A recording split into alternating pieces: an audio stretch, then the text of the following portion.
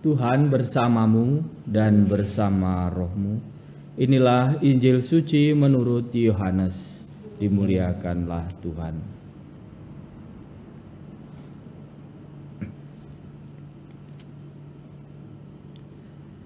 Dalam amanat perpisahannya, Yesus berkata kepada murid-muridnya, "Janganlah gelisah hatimu, percayalah kepada Allah, percayalah juga kepadaku.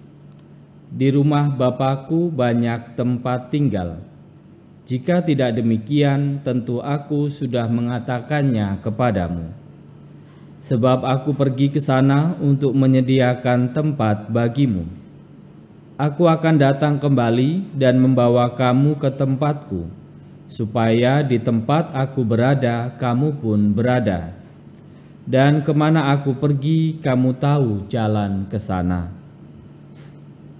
Kata Thomas kepadanya, "Tuhan, kami tidak tahu kemana Engkau pergi, jadi bagaimana kami tahu jalan ke sana?"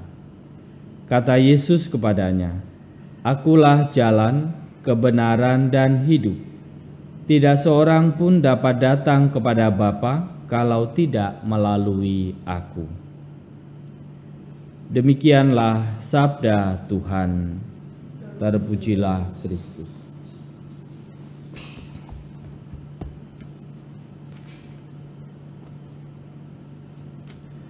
Pada tanggal 29 Mei nanti kita merayakan Hari Raya Kenaikan Tuhan.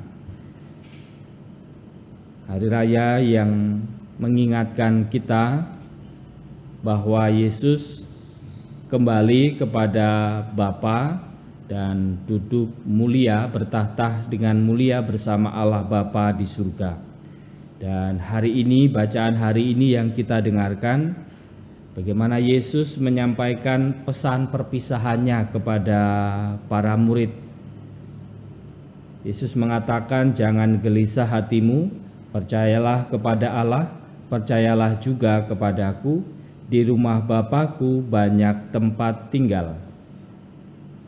Amanat perpisahan ini disampaikan Yesus kepada para murid setelah beberapa waktu Yesus menampakkan diri kepada para murid, lalu berkumpul bersama kembali bersama para murid setelah peristiwa kebangkitan, dan pada akhirnya Yesus akan kembali kepada kepangkuan Bapa. Ada kegelisahan tentunya di antara para murid, maka Yesus mengatakan, "Janganlah gelisah hatimu." Ada kegelisahan bahwa para murid yang awalnya setelah peristiwa kematian Yesus di kayu salib, para murid menjadi sedih, menjadi gundah hatinya, merasa ditinggalkan. Lalu peristiwa kebangkitan dan ketika Yesus menampakkan diri kepada para murid, peristiwa itu membuat mereka hidup kembali, membuat mereka bersemangat kembali, membuat mereka bergembira kembali karena guru yang mereka ikuti sudah kembali kepada mereka. Tetapi dalam amanat perpisahan ini ada nada-nada kesedihan, dan Yesus ingin meneguhkan para murid bahwa mereka tidak boleh gelisah, mereka tidak boleh takut, dan kepergian Yesus kepada Bapa ada alasan, ada tujuannya, yaitu bahwa Yesus akan menyediakan tempat tinggal untuk para murid ketika nanti Yesus membawa para murid kepada Bapa.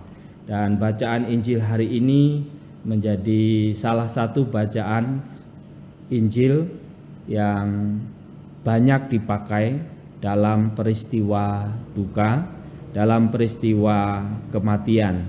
Karena apa yang disampaikan oleh Yesus menjadi sebuah pernyataan, menjadi sebuah jawaban yang memberikan kepastian tentang akhir hidup manusia setelah peristiwa kematian. Yesus memberikan sebuah pernyataan yang menjadi kepastian bagi kita semua bahwa kita tidak perlu gelisah, bahwa di rumah Bapa banyak tempat tinggal, dan Yesus pergi ke sana untuk menyediakan tempat bagi kita. Maka saudara dan saudariku yang terkasih, hari ini, bacaan hari ini memberikan sebuah kepastian kepada kita bahwa kita akan senantiasa bersatu bersama Bapa di mana Yesus juga bersatu bersama Bapa, dan kita akan senantiasa bersatu bersama Bapa dalam kehidupan kita.